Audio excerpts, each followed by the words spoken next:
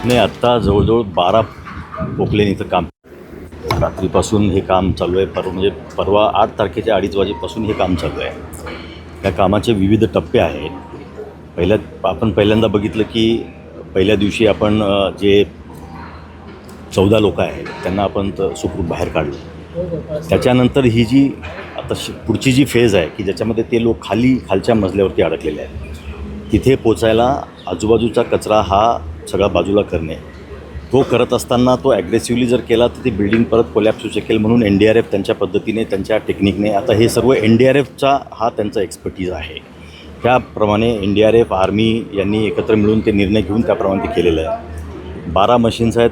आता आपण रॅम्प तयार करून अजून 10 मशीन्स मागवतो आहे आणि त्या मशीन्सने आता मागच्या बाजूने जसं NDRF सुचवेल त्या पद्धतीने आपण ते काम करणार. काल सकाळी सर 10:30ला एक बॉडी बाहेर निघाली.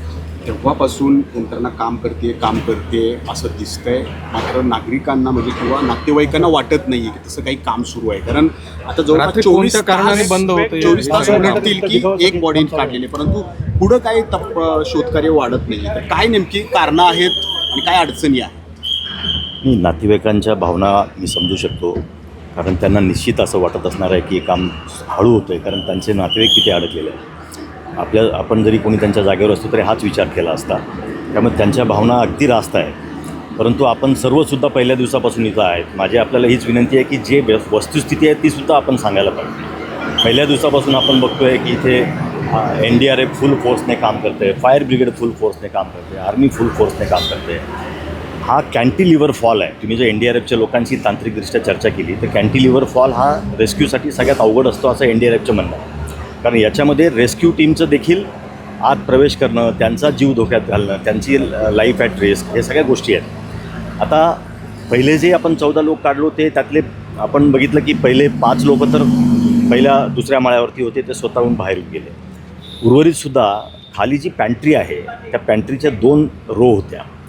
तर उजव्या बाजूच्या रोमध्ये जे बसले होते त्यांना पटकन त्यांच्यामध्ये आणि तिकडच्या डाव्या बाजूच्या रोमध्ये अंतर असल्यामुळे डाव्या बाजूचे रोचे लोक अडकून गेले. उजव्या बाजूचे लोक सेफ होते, ते सगळे आपण थोडे काही इंज्युर्ड असतील त्यांना बाहेर काढलं. आता NDRFचं म्हणणं आणि काल आर्मीचे पण इंजिनियर्स होते, त्यांचं म्हणणं असं आहे की दोन्ही स्लॅब एका ठिकाणी मर्ज झाले. त्यामुळे आता तिथे जर त्यांनी ते स्लॅब काढायला गेले तर बिल्डिंग पूर्ण कोसळून आज जे लोक बचाव कार्य करणारे आहेत त्यांचासुद्धा जीव धोक्यात. म्हणून ते देखील त्यांच्या वरिष्ठांशी चर्चा करून त्यांनी पण हे निर्णय घेतला आहे की आता मागच्या बाजूचा जो कचरा आहे, आता रात्रभर आपल्याला वाटतं की फक्त कचरा काढण्याचंच काम चालू आहे, परंतु आपण बघताय की कचरा काढल्याशिवाय ह्या बिल्डिंगमध्ये प्रवेश करणं शक्य नाही. कारण बिल्डिंगमध्ये पण कचरा घुसलेला आहे. तो कचरा काढून बाजूला करेपर्यंत दुसरा कचरा आतमध्ये जातो. त्यामुळे पहिल्यांदा त्यांना हा सर्व कचरा बाहेर काढायचा आहे. तो कचरा आता जवळजवळ बाहेर काढत आणला आहे. आता मागच्या बाजूने ते बिल्डिंग खोलण्याचं म्हणत आहे. बिल्डिंग खोलून ते आत प्रवेश करतील आणि मग त्यांचे जे काही इक्विपमेंट असतील त्याचा मदत घेऊन ते जे स्लॅब पडले आहेत त्याच्याखाली ते शोध घेतील. घटनेच्या 42 तासापेक्षा जास्त वेळ झाला आहे.